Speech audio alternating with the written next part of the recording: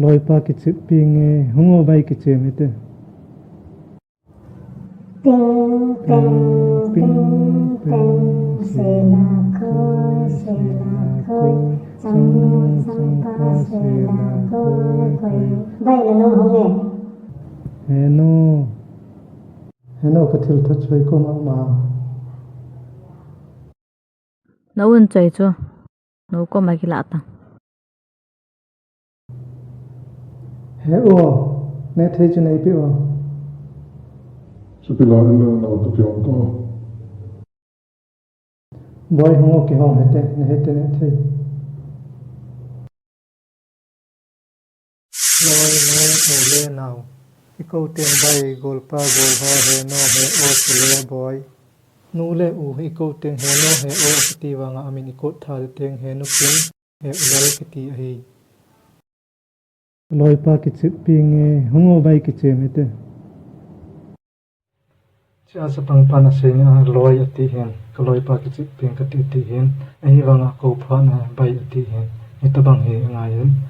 isei ting le loi ti ding hin hi wanga ko ting le bai ti ding hin mi khat hi le bai ki ti hin ai wanga mi ham hong tam kha le chun gol ho ti ajang ko the hin rup ho ajang loi ti hona tam tam hinam ti ho jang ke moji chu ha ki ko dan ti lo he ka ti no men he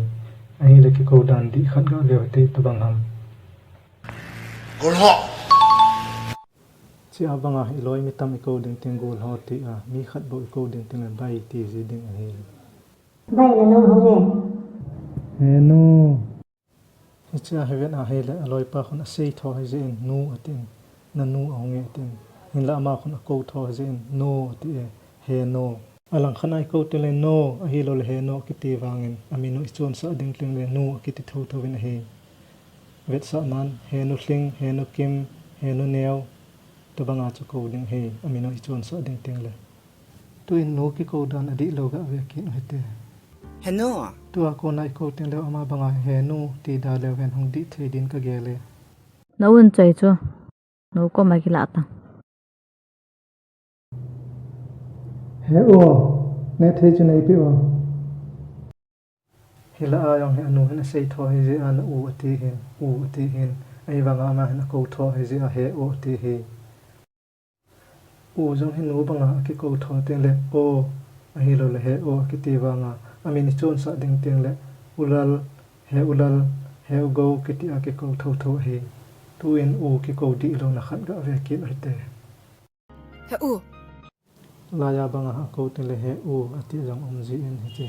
he o zo ki te nang lo le o zo ki te nang le hong di thei ding he Sa pila ila na to pion ko. boy hungo ki hong hete ne thei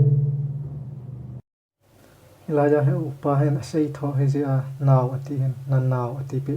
hen la ma hen a ko he je a boy ati hetai banga he sei te le naw ki ti wanga ko te le boy ti ding he tu in naw ke ko dan adi khat ve law he te che chu chain he tan te lunghang hi in boy